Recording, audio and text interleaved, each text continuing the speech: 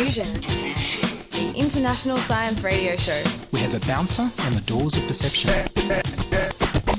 The good, the bad, the ugly. It gets pretty exciting. The myths, the truths. Toxicology. Astroseismology. Magnetism. The dark side. Genetically engineered potatoes. Planetoid. Planetoid. I love that word. Hello and welcome to Diffusion. Sit back and relax while we simulate your brain with weird and wonderful science. I'm Ian Woolf. On this special edition, Clarke talks about the worlds of virtual reality. Virtual reality and the metaverse are on the news pretty often these days.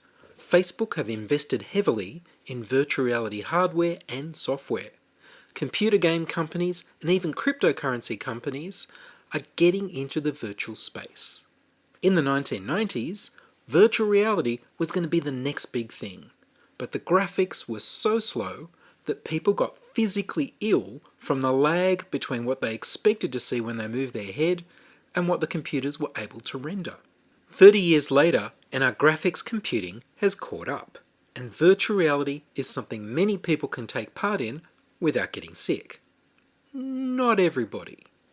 On the cheapest end, there was Google Cardboard, where you simply use your phone as the screen and put it into a headset with a lens that lets you focus your eyes close up on the screen.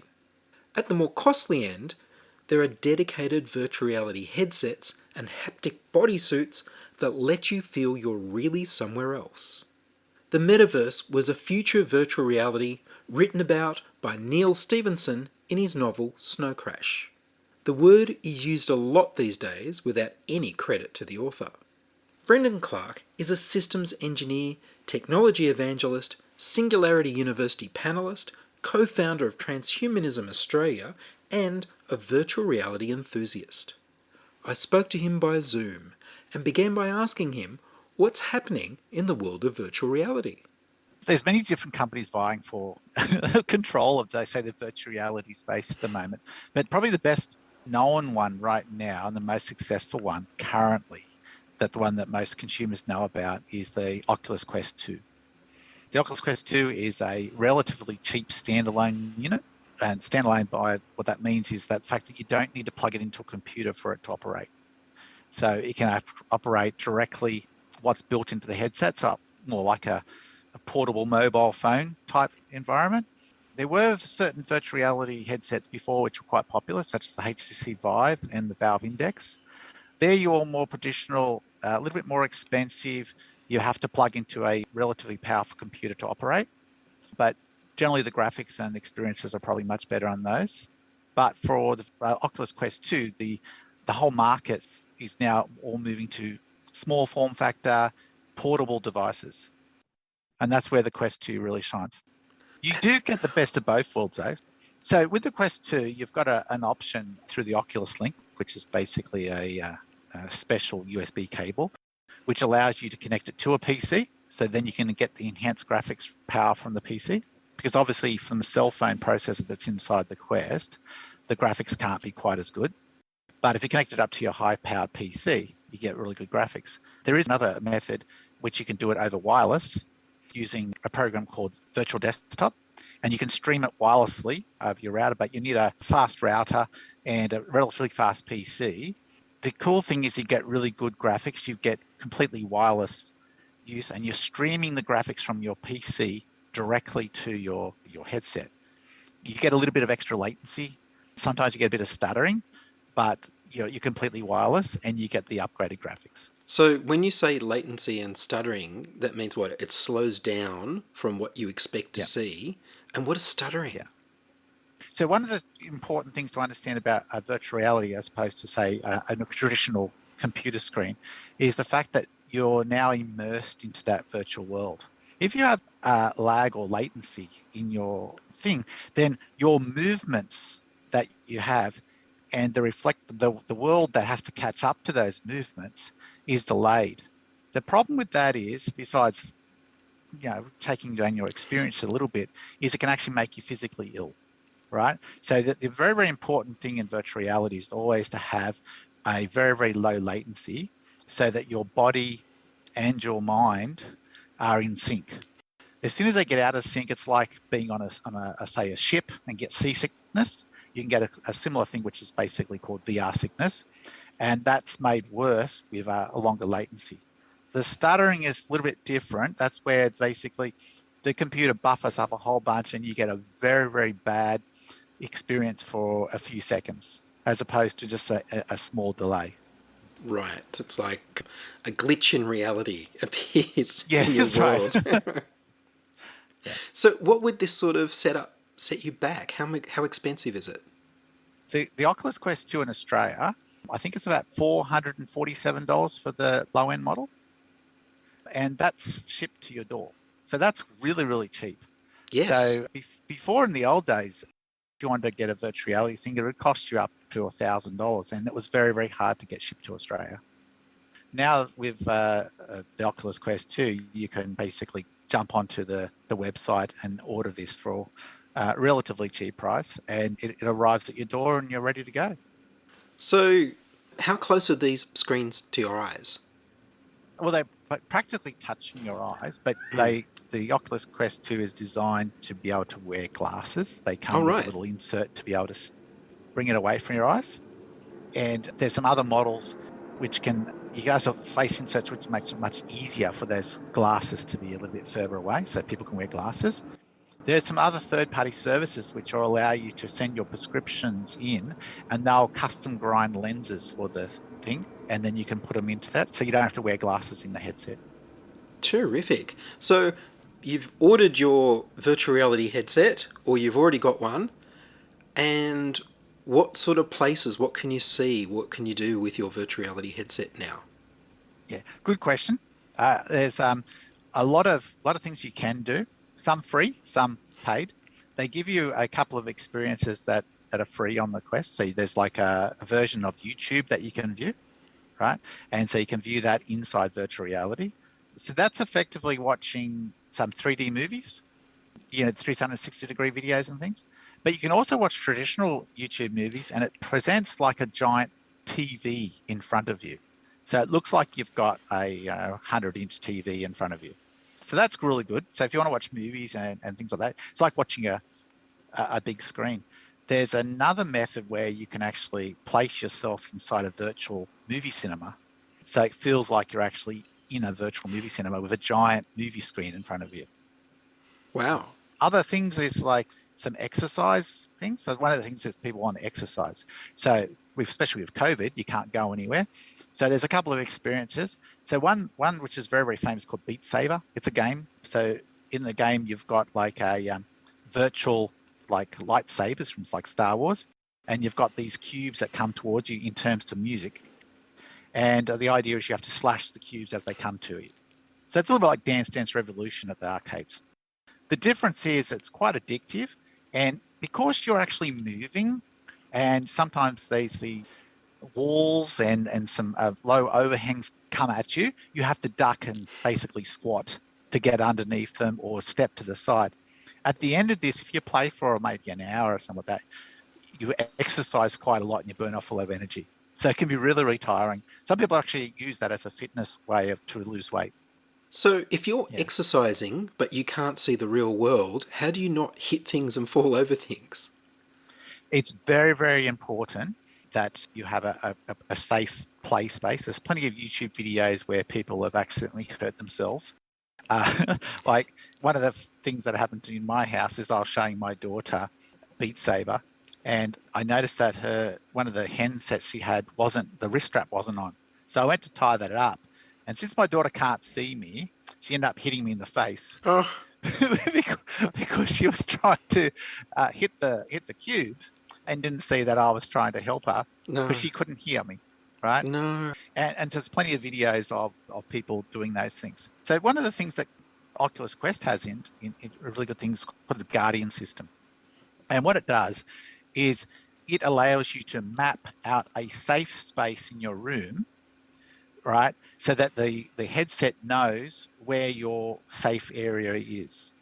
If you step outside of that boundary, because remember, you don't know where you are in virtual reality, and often you think you're facing one direction, but because of your experiences, you're actually facing the completely opposite direction when you take your headset off. right? So you don't know where you're going to be, right? So this Guardian system, as you approach outside of that Guardian system, it'll actually put up these lines around you so you can actually see that you're stepping out of that boundary. Amazing. Even better, there's another thing called pass-through mode, which actually turns on the front cameras of the Quest 2. It's only in black and white, and it's very, very low resolution, but it will actually, if you step out of your guarding systems, you can turn an option on, will actually show you the outside world. So in other words, you step out and now you can see objects in your view. Right. So that's amazing. So it's like you're in a bubble of your virtual reality and you step Oh, outside exactly, and you're in the real world, but it's all grey. Correct. That's right. Like the Wizard of Oz. They're going to turn that on later on to full colour with future headsets, but at the moment it's like this. No, I think grey's really cool. As I said, it's like stepping out of the Wizard of Oz into the real world. It's all black and white. Exactly. And so can this be social as well? Yes. So virtual reality can be many things. The most important thing of virtual reality, I suppose, as the basic beginnings, is the fact that you are putting yourself into a virtual world. All right. And once you're in that virtual world, you can meet other people in that virtual world if you've got the appropriate programs installed. So one of the ones that I like to play is called VR Chat. Yep. It's quite old, right? I remember playing when I had Oculus DK2 back in the old days, around about end of 2014, 2015. And the idea is you log into this place and you can meet a whole bunch of other people in virtual reality all around the world. Mm-hmm. And you adopt an avatar, which is basically a computer representation of yourself, and you can be anything you want. And you see other people and you can talk to them. You can see them moving and stuff like that. And I suppose the really awesome thing about that is the fact that depending on the type of setup they have, especially with full body tracking, you actually get the full nuances of people's subconscious movements that actually makes them look alive. Right? Ah. So you can play with desktop players who don't actually have virtual reality in there, but you see they're static. They mostly standing still, and there may be some slight animations to make it look like they've got an illusion of movement. But once you see someone with virtual reality, then their nervous tics of their head, their arms, and if you've got full body tracking, their legs, yes, adds the next flavor of immersion to make it feel like those people are actually real. You're listening to Ian Woolf on Diffusion Science Radio. Send emails to science@diffusionradio.com. We're brought to you across Australia on the Community Radio Network and podcast over the internet on www.diffusionradio.com. So, Brendan, what does your avatar look like? I have a few. So my first one was a vampire, right? Because my nickname's close to vampire. So I used to run as a little avatar of a vampire. And at the moment I run as like this cyborg. Mm-hmm. Awesome. So do you want people to recognize your avatar, or is it more anonymous? Do you meet people regularly in these spaces? You can. It depends. I mean, it's not so many that there's a few Aussies that we meet there in virtual reality. And a couple of my friends do have virtual reality headsets, and I've met them in virtual reality a few times. A lot of them don't really play that often in here, but so usually you're meeting people overseas because that seems to be where most people are coming from. And to cope with lockdown and COVID, do you have like green spaces that you escape into in VR, or what do you do for fun to make things more pleasant? But the thing about VR Chat I didn't describe, it's a form of metaverse, right? You're not just going into one environment.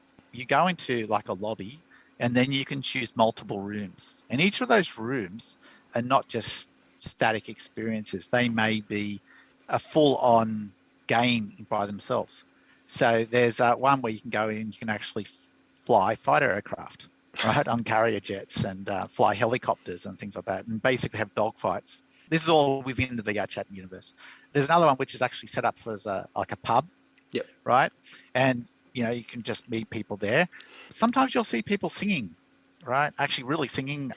Like there's a virtual microphone and everything there. They'll be singing in front of an audience. There's some beautiful landscapes that you couldn't see here in the world. And people have recreated many worlds from various video games and various things. So when I first had virtual reality many years ago, I remember doing my first New Year's Eve with people over in various countries as the clock ticked over the various time zones. So you can meet people in London, in Paris, like all across the world, doing the Happy New Year and meeting them in person on like a virtual. Well, one place was London Bridge, the other one was the Tower, etc. Like that. Fantastic. So, what's happening with the metaverse and Facebook? Because they bought Oculus, didn't they? Yes, they did. Yeah. So Oculus bought, they got from Oculus Labs, and they got bought out by Facebook, and I think they turned into Facebook Reality Labs.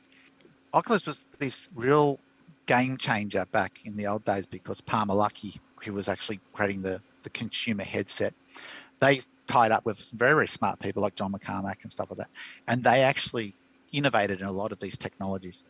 And especially, they worked heavily on what became the Quest and the Quest 2. So one of the things they're pushing for is for this thing called augmented reality. Now, augmented reality is sort of the opposite of virtual reality.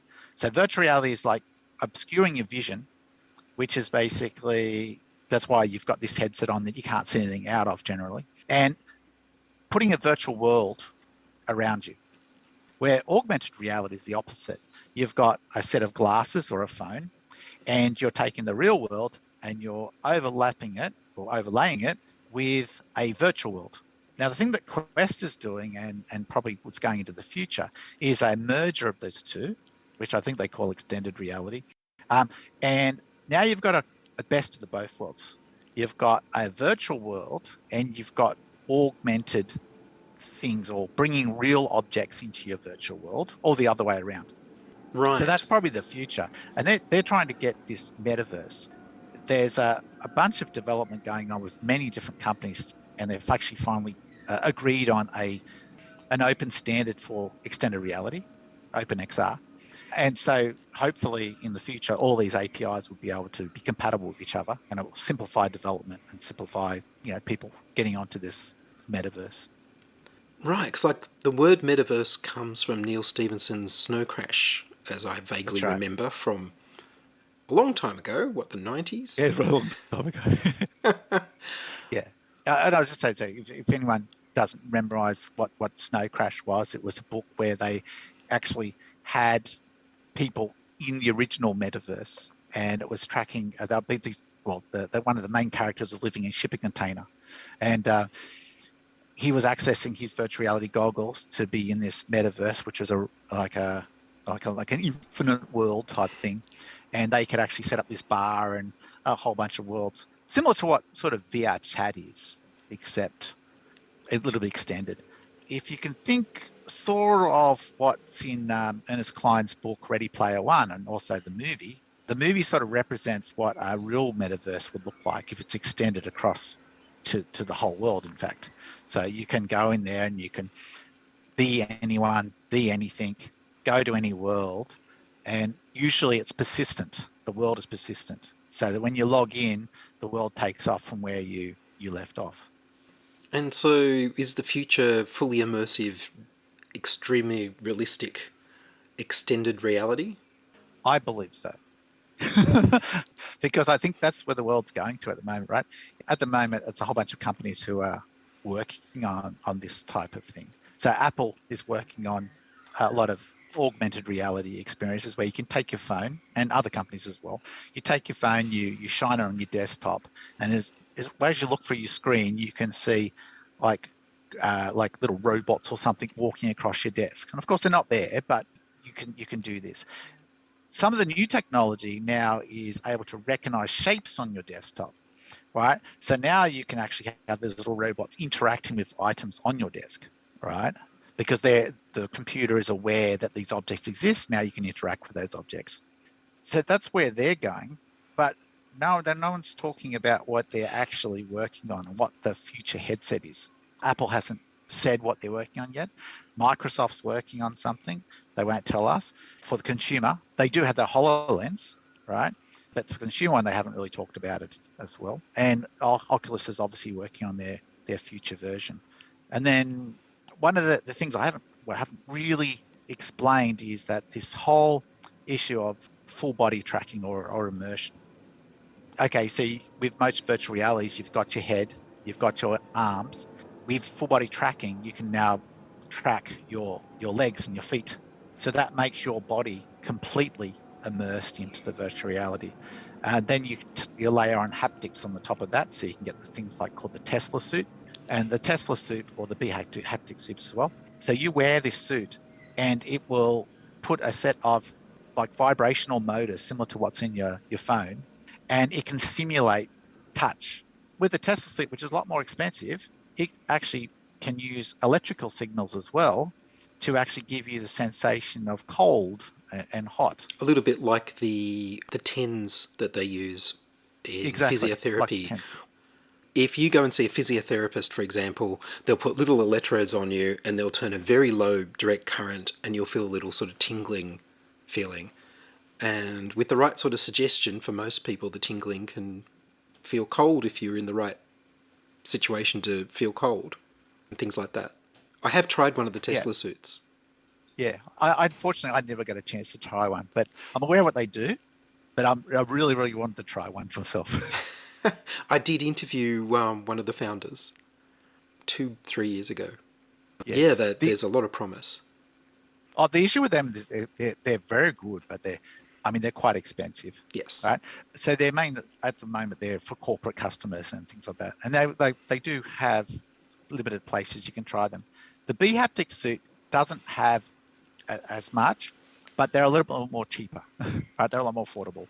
And there's some open source ones coming out as well, where you can build your own haptic suit. So it's not as expensive, but of course you have to make it up yourself. What is it you think Facebook hopes to get out of this? Because it's quite a different business to what they're doing on Facebook on the surface. Well, one of the things that virtual reality allows you to do is interact with anyone, anywhere, right? It's very hard to interact with people, like if you don't know someone, that is, on a random platform, okay? Because you either just see a chat box or you see a picture of their face. It's very hard to actually establish that communication.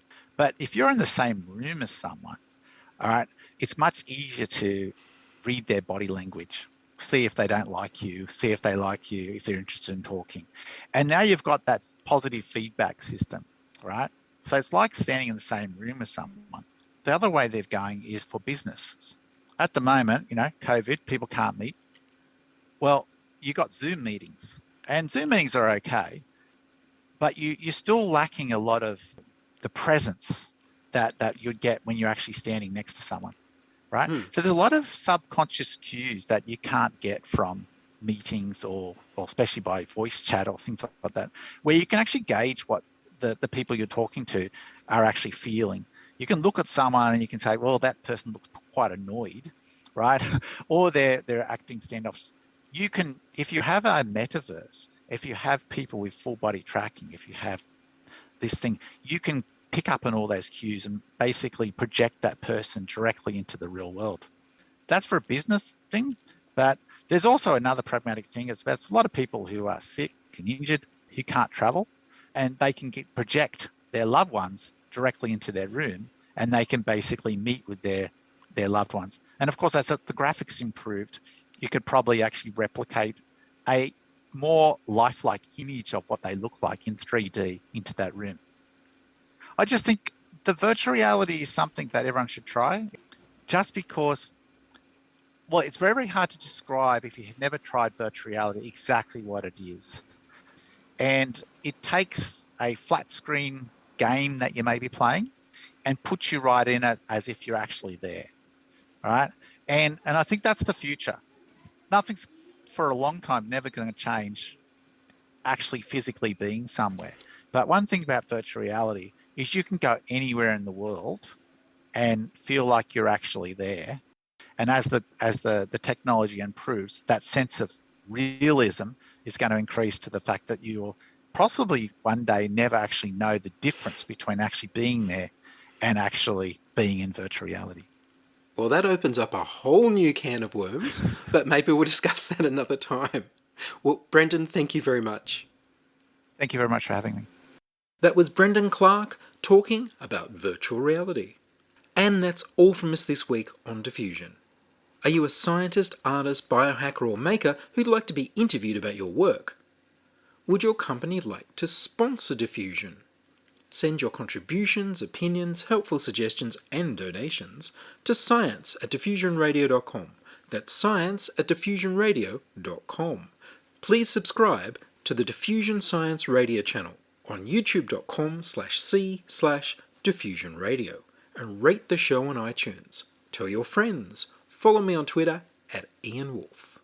I produce Diffusion, which is broadcast around Australia to 28 stations on the Community Radio Network, including Radio Blue Mountains 89.1 FM in New South Wales, 8CCC in Alice Springs and Tennant Creek, 2 NVR in Nambucca Valley, 3 MBR in the Mallee Border districts of Victoria and South Australia, City Park Radio 7LTN in Launceston, Tasmania, and 2XXFM in Canberra.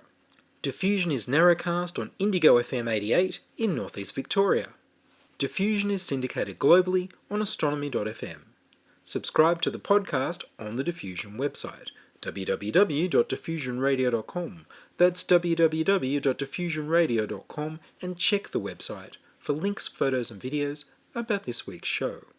If you enjoyed this show, you can explore more than 1,000 previous episodes archived on diffusionradio.com, where the shows are labelled by keywords so you can focus in on the stories you want to hear. Make a donation through paypal.me/IanWolf or join my patrons at patreon.com/diffusionradio. I'm Ian Woolf.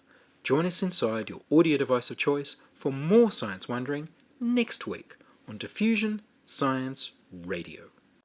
Science is fun. It helps you to learn, to know, and to appreciate. When you study science, you may go on field trips. You discover the marvelous interrelationships between all living things. You learn to read the history of the Earth as it is written in rocks and fossils. You find out what makes things tick, everything from a molecule to a living organism. In the study of science is found the most useful and satisfying knowledge of man. Knowledge of his physical world, its past, its present, and its future. And in your moments of relaxation, now and in the years to come, you will find the study of science leading you into fascinating pursuits. Photography, collecting. Why study science? Study science because you will find in the study of science a richer, more rewarding life.